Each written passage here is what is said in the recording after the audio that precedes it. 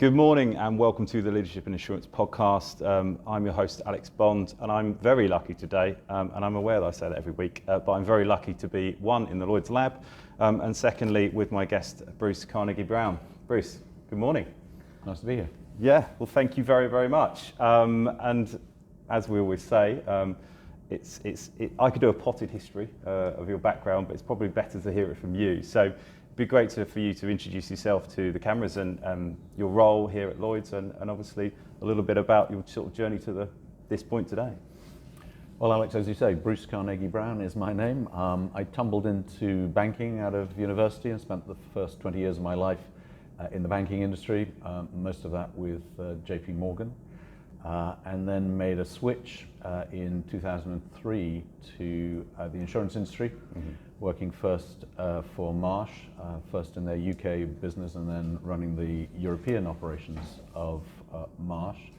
I actually then had a spell in the private equity industry, and during that time began to enjoy the sort of project nature of that work, working on a variety of different projects. And so after that I sort of moved into what people call a plural existence, and most of my plural existence has been in either banking or insurance for obvious reasons. So I've worked for underwriting firms and broking firms in a non-executive capacity, and then took on the chairmanship of Lloyds of London in 2017 and have been doing that ever since.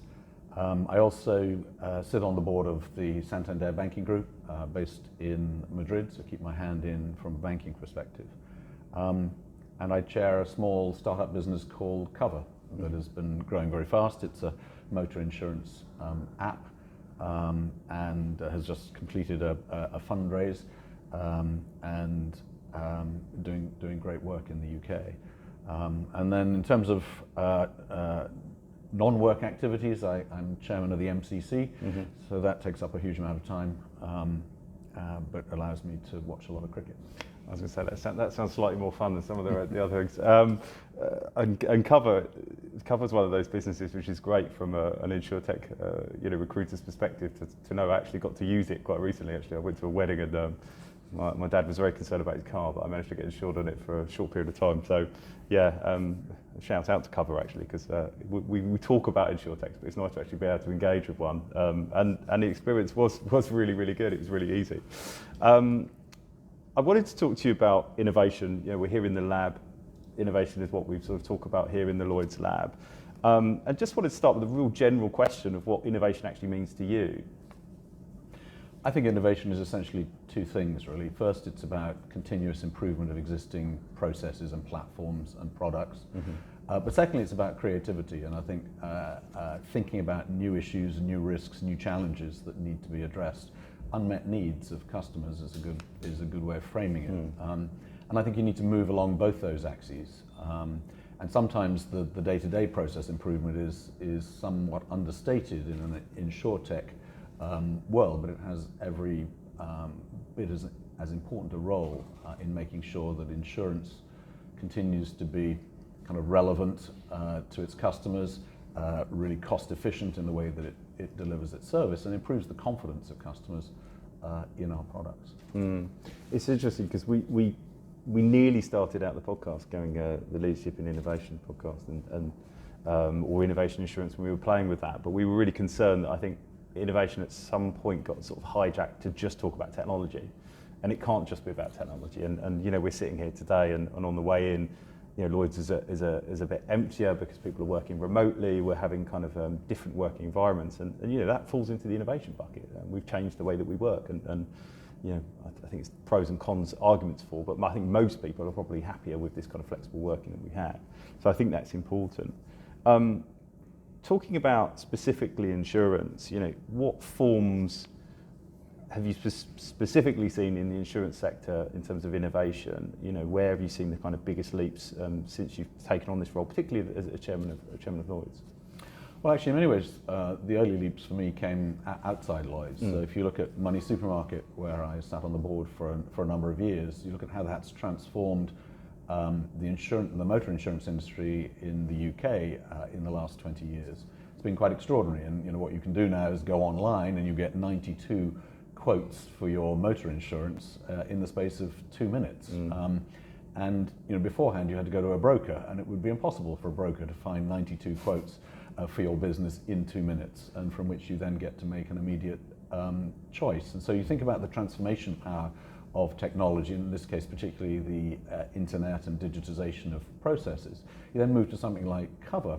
And Cover, you talked about Cover being an app that is really convenient to use, but of course it's entirely digitally based, and it's on your phone, and it allows you to get covered for motor insurance for reasonably short periods of time with great efficiency. And if you look at the traditional ways of selling motor insurance, it's a 12-month policy that you renew once a year. And again, this would not have been possible without progress around technology.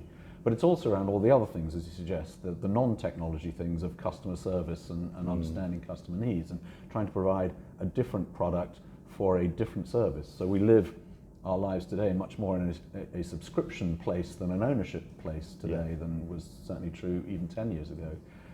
And applications that respond to that have a real purpose. And I think this is beginning to infect our thinking about a traditional market like Lloyds.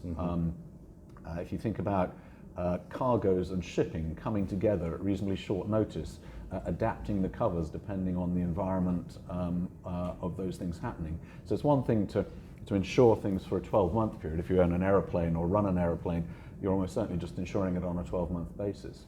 But if you're bringing projects together at short notice, you're going to need something that responds in a short period of time. And the digitization of the insurance market opens up huge opportunities for adaptable product. We now even have sensors that you put into ships, and you can track them as they go through war zones and out of war zones. So you're only paying for the war zone cover while you're in the war zone. You don't have to buy that cover permanently for 365 days of the year. So those kinds of opportunities make us much more responsive to customer needs and much more adaptable. It's interesting as well to hear you talk so much about customer. Is that really what we should have in mind when we're thinking about innovation? It should all come back to that end consumer. Well, I would start with worrying about how far insurance companies are from their customers, particularly insurance companies like Lloyds, that are markets essentially and are disintermediated from their customer by brokers. And you've got to keep thinking about the customer to get the right answer. And what we know about all of our customers, and indeed I suspect it's true of you as an individual, is that we're all underinsured. And instead of saying our customers should buy more insurance, we have to ask ourselves why they don't buy more of our product. And I've kind of referenced, I think, the three bases for me around that issue. The first is confidence, the second is cost, and the third is relevance. And I think our product is quite expensive to deliver to our customers, and we've got to think of ways of delivering it more efficiently to our customers. And I think actually the consumer lines business, the things like motor insurance, household insurance, has done a better job of that than some of the big commercial lines that we're engaged in at Lloyds. The second issue is confidence. Typically in a financial services product, there's an exchange of value at the point that you do the transaction. I sell you a bond, you give me cash. The deal wouldn't happen if there wasn't an equivalent exchange of value at that point. One of us may be the winner or the loser down the road, but at the point of exchange of value, you wouldn't do the trade unless it was an equal exchange of value. In insurance, it's different because you pay a premium today, but you may not have a claim at all, or you may have a claim that is deferred for months or even years. And so there's a confidence gap between those 2 points as to whether what you've bought will prove to be valuable to you, and whether, of course, the insurer will pay your claim. And that's particularly true given that insurance is about insuring unknowable and unforeseeable things. So the risk issues are much greater in insurance than they are in most financial services transactions. They're less predictable in terms of their outcomes. And that's precisely the value of insurance, of course, is to take that risk off you and onto me. But you need to have confidence that we're going to be able to pay the claim. And then the third piece on relevance, of course, is your risks are changing.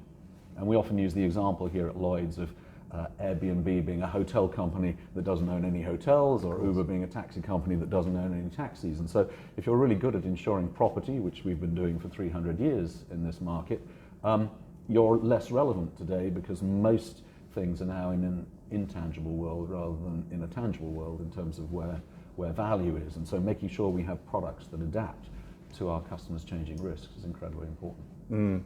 Completely understand.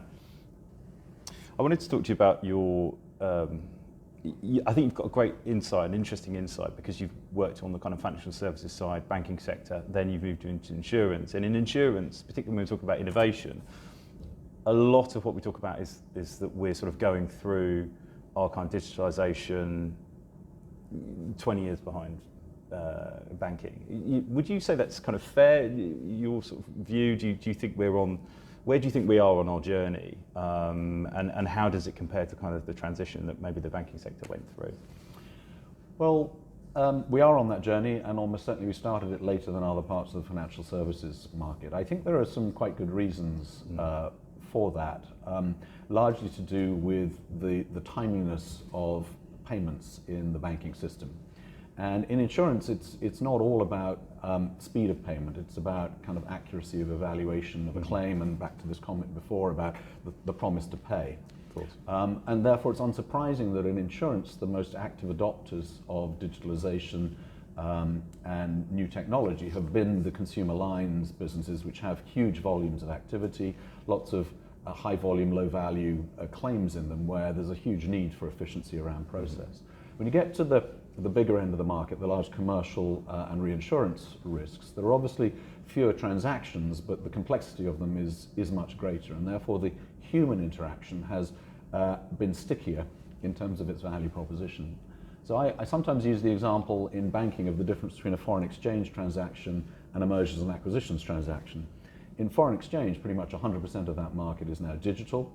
There's a huge amount of data, so it's a reasonably perfect market in terms of information. You get your quote, you decide to take it or not in terms of the exchange rate that you want.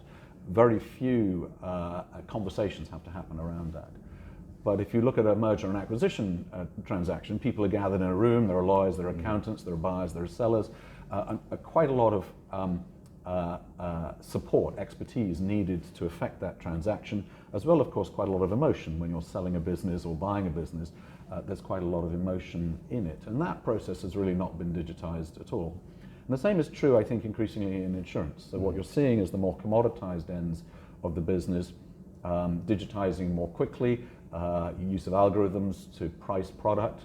But as you get into more complex space, if you're a global a company with risks in different parts of the world requiring different lines of insurance to protect your business, you're going to have a more complex set of risks and risk solutions.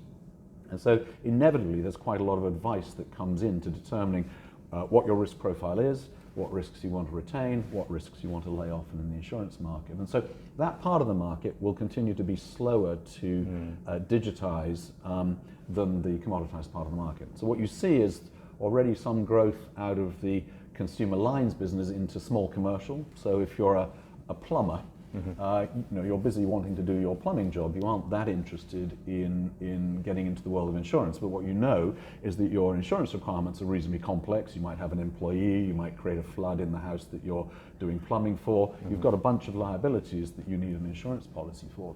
But typically what you want to know is that you're buying a policy that works for all plumbers. And so, again, that's sort of capable of automation. But we've been doing kind of earthquakes for 200 years at Lloyds. It's quite hard to automate that process because even with all the data that we have, these things are less predictable. You can still add algorithms and improve the data that you have in those situations, but it still requires a bit of human judgment. And what is the hedge for an earthquake? How do you protect yourself against earthquake risk in an insurance market? As you know, insurance fundamentally is about collecting the premiums of the many and paying the claims of the few. And so understanding whether providing earthquake insurance in Tokyo is a hedge to providing earthquake insurance in Los Angeles is quite a technical issue, but it also requires quite a lot of individual judgment. Do you think there's an element where we as a market have I don't think we've I was going to make the argument that we've kind of undersold the services to a certain point, because really we should be embracing the technology because it enables us to kind of serve our consumers, whoever they may be, more accurately, and we can get into the kind of higher value that we add, which is that human interaction, that consultancy piece. Because I always think about broking. Broking, since I've been in the market 15 years, was always seen as people wanted to reframe it as risk advisors, but actually weren't changing the role. But I think that now is more pertinent to what they do and more pertinent to what the brokers of the future are going to look like, is utilising technology to give your clients or whoever they may be a much better forensic view of their risk profile and then advising them accordingly. Because I think the M&A example is such a good one, because you wouldn't want to do it just based on their data, even if it was data that you could get yourself. You still want someone to manage that transaction. Do you think it's fair to say that we've certainly maybe done a bad PR job of that kind of value-added service that we do? So I think there's multiple issues in that question. First, I think it is easy to say that insurance has not done a good enough job in promoting itself and the value proposition that it has, and we've got to constantly address that, and it comes back to this protection gap that we talked about before. People don't buy enough insurance, and why is that the case? I think the second piece, in terms of our working habits, for brokers and for underwriters, there's too much process alongside the value added.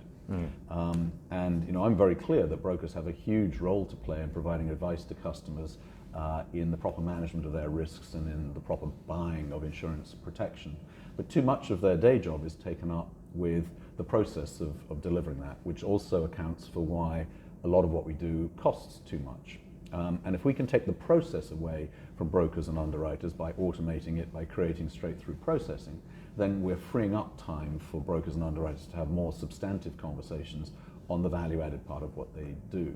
Now, people are a little bit nervous about giving up on the process because they're in the process, they're part of the process, and they're a bit worried that if somebody discovers they're only doing half a job because we've taken away the process half of their job, that they'll get fired. And we haven't really persuaded people enough that actually it's a much more exciting opportunity if they're spending 100% of the time on the value-added issues and they're not spending any of the time on the process. And so, we have active conversations now with brokers about whether premium should be paid directly by the customer to the underwriter or the claim in reverse. Why do these things get channeled through brokers? It adds to the process, it slows the process down, it creates some inefficiency in all of that. In most large complex risks, and particularly in a market like Lloyd's, it's the responsibility of the broker actually to put the data into our systems. But one of the things that the market does well here is respond to a customer by going on risk before the documentation is complete. Well, unsurprisingly, a broker loses interest once you've gone on risk. They move on to the next transaction. And so what happens is there's an endless cycle of rework afterwards to try to get the data populated, make sure it's accurate somewhere between broker and underwriter and the settlement systems. If we could make it straight through at the point of origination, we would take a huge amount of costs out of the market, and we would free ourselves up to doing more of what you suggest by way of advocating to customers, being better advocates of our product capabilities and our customer service propositions. I wanted to talk about the history of Lloyds. We've got 3 centuries of history. You can't escape it when you're in the building. It's one of the charms of it. The sort of, where's the friction of? Is there friction of old meets the new, or how is that impacted by that kind of history, do you think, the kind of drive towards innovation? So I prefer to see the history as a continuum rather than as a juxtaposition. I don't think it is old versus new. I just think that actually you can celebrate the fact that by having been around for 330 years, we've done some pretty good things over time to adapt to very changing circumstances. And that should give us a lot of confidence about our ability to adapt and change into the future. And many other organizations, whether they're in insurance or other lines of business, have disappeared in that time, and the Lloyd's market has found a way to continue to thrive. It's also, of course, the reason why London is a global centre for insurance. By having been built up around Lloyd's, within 10 minutes of Lime Street, you've got all kinds of insurance services. It's not just brokers and underwriters, but loss adjusters and accountants, actuaries, lawyers that are all specialist experts in this issue. But it makes it quite a physical environment. And one of the challenges we've got to think about is, if we're going to move towards more remote working, more remote access to the market, will we lose some of that centricity that our location gives us? And how will we replace that? And you identified the room as being quieter today than previously, and that's largely because our business is very much moved online. And so what is the value of the central trading room at Lloyd's? And in many ways, I think it probably goes back to that original coffee shop that we started in, that it's a convening space for people to come together and discuss. It's much less important as a transactional processing space, which is what it's been for the last couple of hundred years. It'll become much more a place where people discuss issues, share risks, think about how risks can be underwritten and distributed. And I don't think we fully understand how that might evolve. But actually, the truth is the market is much more digital than people sometimes give it credit for. We've clearly been closed as a physical building for large parts of the last 2 years because of the pandemic, and yet the business moved seamlessly online. And so, again, this juxtaposition of the old and the new is less binary than people think. Yeah. So I think it's much more about behaviours, adopting new ways of working. I was telling somebody the other day that I struggle with moving from a BlackBerry to an iPhone because I really like the tactile nature of the BlackBerry and the click of the keys, and my fat fingers on the on the Apple keyboard took a lot of time to adjust to. And you know, these are things that young people find much more intuitive and older people struggle with. And it's those kinds of behaviours that we have to change. So it's about adopting new ways of working and making sure people see the benefits of making that transition, rather than a sort of more binary kind of, is it old or is it new? And I think it's the sort of evolution versus kind of revolution version of kind of working practices. I mean, we talk about this a lot. You know, we're an executive search business. We talk about people's working habits, and there was a big drive to say, well, we want to be remote forever. Well, we've seen that since the world's opened up again, people don't want that. People do want places where they can come and meet. And if it's nothing more than building camaraderie, a sense of togetherness, particularly when you're in a marketplace like Lloyd's, that's important in its own right. You know, I think about our business, we've been talking about, do we get an office, do we not? And I think we almost certainly will, but what role that plays, what role the buildings play is changing and evolving. And I think you're right, I don't think people have the answer yet. Because we also talk about building the work environment for the future. We can't do that at the expense of the today, whereas, you know, there'll be a generation of people coming through who've made friends online, who communicate online as their sort of daily discourse, and they probably won't be impacted like the current working population. But, you know, if you took it away immediately, I think it would be very damaging in terms of quality, and I think the customer would ultimately pay. I wanted to shift gears slightly away from the kind of old versus the new, you know, but how does Lloyd's remain relevant in this environment of change, and how have Lloyd's been acting to kind of driving innovation? Well, happily, Lloyd's has always had a strong reputation for innovation, and over the decades, you know, has been the first underwriter of motor insurance, has been the first underwriter of satellites being projected into space, has been the first underwriter of cyber insurance risks, and I think we're very proud of that, and it's part of how we retain our leadership in the insurance industry prospectively. I do think the insurance industry itself is not over-blessed with innovation, and so by being the best in it, that isn't necessarily the best across classes of business. And I think the whole industry needs to become more alive to the challenge and opportunity presented by innovation. And, you know, we're faced with more complex risks today than almost at any time. When you think about what's happening around the pandemic and now the war in Ukraine and its impact on supply chains and the price of fuel, the price of agriculture, these are all having huge impacts on our customers' lives and livelihoods. And risk is very much an issue that is around the boardroom table here. And insurance has a real role to play. We haven't even touched yet on climate change, which you know is a huge issue for everyone, and where we already play a big role because we are essentially already underwriting climate change. 25% of our capital in the Lloyd's market is put behind underwriting natural catastrophes around the world. Those are clearly increasing in frequency and severity, and I think that's pretty clear that it's because of climate change. And so 1 in 100 events, 1 in 100-year events are occurring 2, 3, 4 times in 100 years in recent memory. And you know, how are we going to adapt and respond to that? How are we going to help our customers adapt and respond to those challenges? And how can we be part of that conversation? All of these are issues that I think make us very relevant to the development of risk and risk management tools in the modern world. I wanted to pick up on that point because I think it's a really important one. You know, when it comes to sort of ESG initiatives, Lloyd's has got the power to kind of really set the tone for the industry. Do you think Lloyd's have been brave enough in their approach to them, or kind of potentially I'm oversimplifying or overstating the role that we can play, but looking at sort of fossil fuels as an example, should they be insurable? You know, should we take a market view on to say that they're uninsurable because of the damage they do to climate change? So I think we're clear that we want to ensure the transition but there has to be a transition. Mm-hmm. And I think we need to avoid cliff edges because I think those are dangerous, and I think actually that's been writ large in the Ukraine conflict, that where you suddenly have a conflict, supply chains collapse, and we've seen dramatic changes in the price of energy and increasingly the price of food as a result.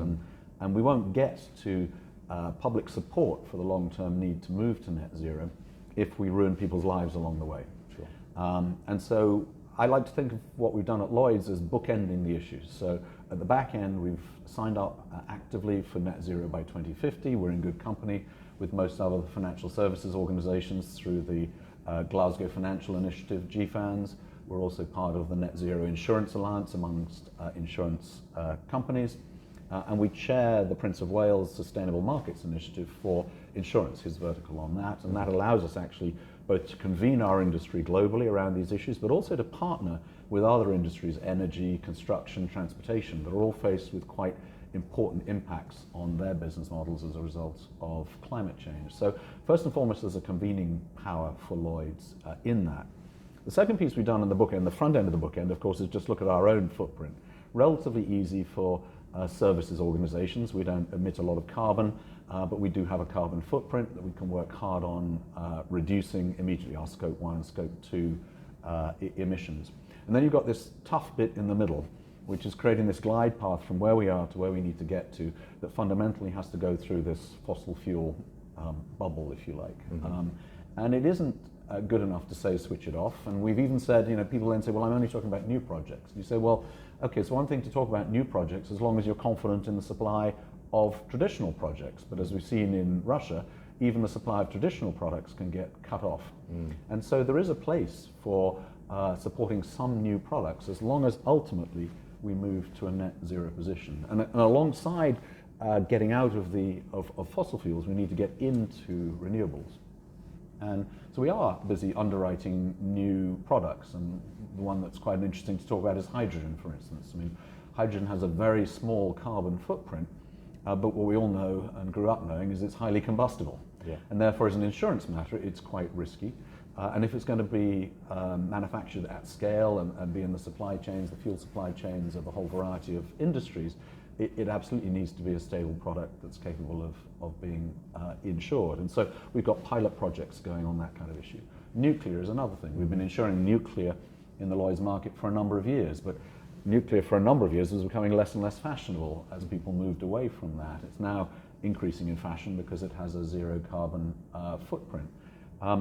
But that is a peculiarly difficult risk to underwrite. It's a very good risk until it isn't. Yes. And it's kind of binary in terms of its outcomes. And so yes.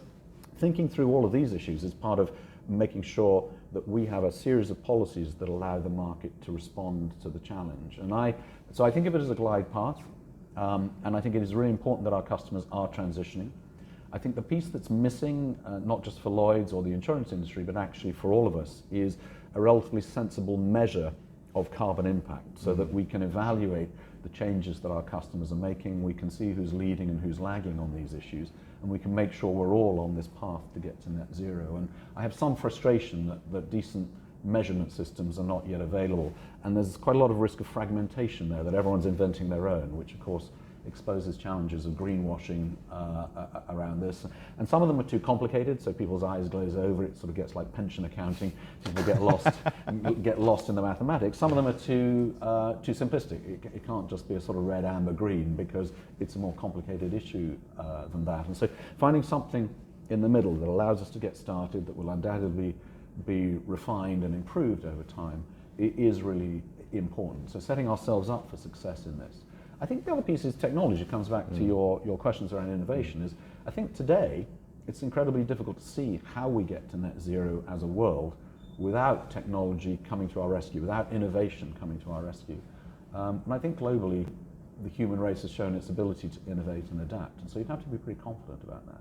But it's another reason to underpin why Lloyds and in places like the Lloyds Lab, we need to be open and alive to these new ways of doing things that might help accelerate us along that glide path. It's interesting when we talk about sort of an industry-wide change. It kind of actually magnifies the importance of a marketplace like Lloyds, because you can have an industry-wide conversation, or at least industry with in respect Lloyds businesses. I wanted to move on to talk about DE&I initiatives because, it's long been a challenge in the insurance industry and other financial services industries. Insurance is not alone in that. But what's currently been done at Lloyds, and what do you think kind of needs to change in respect to, being more diverse and inclusive as an industry, I think, rather than just the corporation itself? So I think this, a bit like the climate change conversation, starts with collecting the data. And we hadn't collected the data across the marketplace, across issues of gender and ethnicity and social mobility. And we're now doing that. And we started in a gender space, and we set some quite aggressive objectives for ourselves. So for instance, we wanted to see 35% of women in leadership positions in the marketplace by 2025. We're at 30% today. It's been creeping up a sort of percent per year since we started looking at this 3 or 4 years ago. We've got to be careful not to celebrate that, because I think if you're a woman who's been waiting for 2,000 years to have equality of treatment in the workplace, that doesn't feel like a fast enough pace, but we are making progress there. More recently, we've been trying to collect data on ethnicity. That's a bit harder because people are less trusting on that issue. But we've set a target for the marketplace of having 1 in 3 people hired into the market being from an ethnic minority background. Interestingly, we've achieved that for the corporation itself at the centre already, but in the marketplace we're probably at 1 in 6. Yeah. And if we stay at 1 in 6, we won't move the dial sufficiently across the total population. So we've got some work to do, but there is progress being made there. The other piece is social mobility. Are we providing opportunities to people from disadvantaged backgrounds to have the same opportunities as those of us who come from more privileged backgrounds? And what are our outreach programs? Back to your earlier conversation and challenge about insurance reaching out into its communities and its customer bases to prove the value of what it does and to showcase the value of what it does, to make this a more interesting place for people to want to come and work. And it's self-evidently true that if you're addressing the whole market of talent out there, then you have a better chance of getting the best talent in here and having the best talent stay. And it's not just about recruiting it, it is about retention and making sure everybody has a good experience in this market. And we'll find some issues where that's not true, and we're calling those out. We had quite a big fine for one of the managing agents just a few months ago, and of course that reprises the issue of whether we're genuinely an open and inclusive market. Now those issues dated back to 2018 and the wheels of justice run slow, but I don't think that's a reason not to get out the hammer and hit these things pretty hard when you discover them. And there aren't really any excuses anymore for bad behaviours in the marketplace. And actually I think people are enormously supportive of what we've done, but you do have to call yourselves out at the beginning in terms of saying we're not in the best place and we need to get to the best place, and how are we going to do it? And I think there's a Lloyd's report coming out this week actually that's from the market yesterday, and all the incidents have been down of observed negative behaviours. But yeah, and I think you've answered it perfectly there, is to say that it's gone down, but it's not zero, so we've still got some way to go. But it's positive to see that these things are having an impact, and particularly, we saw the large fine, and it is good to evidence that Lloyds is taking this seriously, because there's greenwashing in the environmental sector, but there's definitely been a good PR campaign on issues like diversity, equity, inclusion, which haven't actually moved the dial, and I think it's great to see that Lloyds is. But some things have been brilliant. You look at things like dive-in, so exactly. Again, dealing with different kinds of minorities in the LGBTQ plus space, and we're now in our 6th year of doing that, and that started at Lloyds and now is extended annually to upward of 100 countries around the world, including some where some of these behaviours are illegal and punishable. And so again, that opportunity for Lloyds as a convener then to let these things go out into the wider insurance industry and have other people embrace them. The challenge we've got is, why is it only 1 week a year? Why aren't we thinking about these things much more regularly? But I think most people you talk to who come from these minority backgrounds, particularly in the areas of LGBT Q plus, would say that they've seen an appreciable difference in Lloyds' willingness to welcome and be open to these issues over the last 5 or 6 years. I think that's something really to be proud of. Yeah, no, I completely agree, and I'm reflecting on the 15 years I've been here. It's a very different landscape, and it is more diverse. I just wanted to come on to the kind of, you talk about talent more specifically, because I think you're an interesting case in point again, not treating you like a sort of test bunny for the industry, but because you came from a different sector, and it strikes me as an obvious but brave appointment, taking someone from outside the sector to come and have a leadership role. Do you think we've seen that enough? Because that's one of the things that in my role, I sort of find that we're not quite brave enough. We don't say this person, was very smart and led a business very well. They can probably lead one in insurance, and perhaps we're too sort of inward looking when we look for talent. I think that's less and less true. I also think that the role of chair at Lloyds is unique in a way, because it is essentially a non-executive appointment, and I think when the market debates who it wants as its chair, it periodically wants an insider and periodically wants an outsider. Yeah, sure. And to some extent I'm a little bit of a compromise, because I started as an outsider, but I've done a number of years within the industry. Nobody in the industry would call me a native from the industry, and again that's in part some of the traditions of the industry. If you weren't born into it, you're not part of it. Very true. But I see in more and more operations in the marketplace, people, for instance, trying to recruit in technology talent. How can we make insurance really attractive to innovators and technologists in our marketplace, in the way that banking and asset management are all trying to do as well? And so I do think the breadth of talent coming into the market is broadening all the time. And again, part of the challenge is to make sure that not only do we recruit them, but that we retain them and give them career opportunities in insurance that are as good as any other industry can offer. It's unsurprising. I mean, people in any sector surround themselves with their own jargon because it reinforces their expertise. My learning in coming from banking to insurance is it's a new vocabulary, but underneath it's all about risk. Yes. And so if you can translate between your experiences in banking into the insurance industry and overlay it with the language of an insurer versus the language of a banker, you can pretty quickly have the conversations that you need to about the key issues that the industry faces. And I think there's much to be celebrated, but there are also huge expertise within our industry that needs to be developed in its own right. I don't think it's right to say we should stick with the old, not stick with the old and constantly hire people from outside. It's actually really nice to have that balance and continue to learn from each other in terms of our skills and expertise. No, I think retention of talent is a really interesting point, because it's something that I reflect on. I joined the insurance industry and at the time didn't feel I had the mobility within inside my organisation. Things I couldn't cross-pollinate into a different sector. If you joined as a claims person by accident because you stumbled into insurance, which is most people's story, you stayed in claims forever. You didn't realise you'd set yourself apart, and I think that's less and less and less true. But I think we've got a way to go, but that is kind of on a case-by-case basis for it. Well, I think you raise a different challenge, which is around management. And I think the average manager in insurance is poor at managing. It's true across financial services, interestingly, because the rewards typically go to the frontline people who are generating the revenues. And it's always been true in financial services. But there's a little bit too much patronage in insurance. Your boss looks after you for as long as he or she thinks you're working for them. As soon as you want to work somewhere else, they're not that interested in helping you. I spend quite a lot of time talking to people in the market about the value, I think, of developing your own management skills, because it helps you build followership. As you become more senior, you can't do everything, and if you're going to have leverage around what you do, you've got to have people want to work with you. And people want to work for good bosses, not bad bosses. And in fact, the most toxic thing you can ever do is work for a bad boss. And I'm very quick to say, if you've got a bad boss, you should leave them. Yeah. It doesn't matter how good the organization is around that.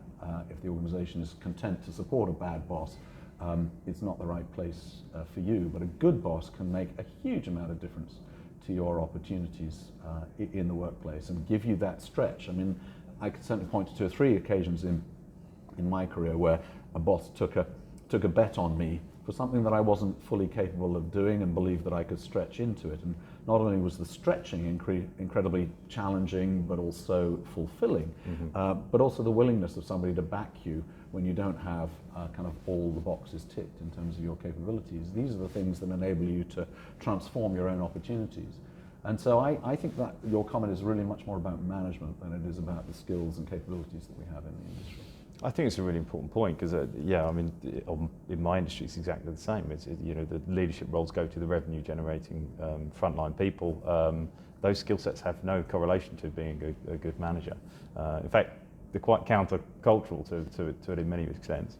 So just really conscious of your time and wanting to wrap things up, you know, what do you think we need to do to stay further ahead? You know, because I was actually going to write this question as do you think we're being reactive? But I think in this conversation it's very clear we're not being reactive. Lloyds is being proactive. So, you know, what can we do to stay further ahead when it comes to sort of market innovation?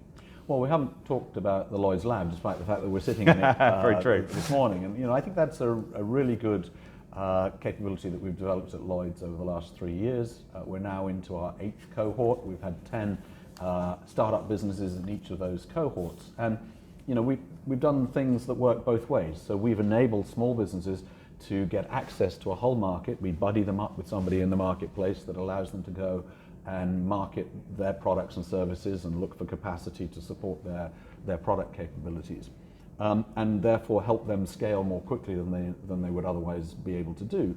But also the reverse is true. People in the marketplace have seen different ways of doing things, how you can use data, how you can use different distribution channels to develop business ideas. And there have been some remarkable things that have come out of that.